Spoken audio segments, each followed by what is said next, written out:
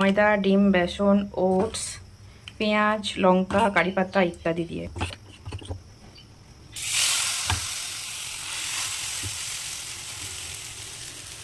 এইভাবে ফ্রাইং প্যানে দিয়ে দিলাম।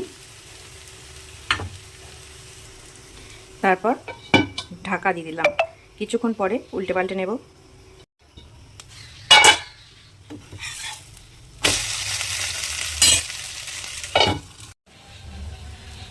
আমার একটা পরোটা ভাজা হয়ে গেছে, তো আমি দ্বিতীয় পরোটাটা ফ্রাইং প্যানে দিয়ে দিয়েছি। এরপর এটা আমি ঢাকা দিয়ে দেবো, আস্তে আস্তে হয়ে যাক।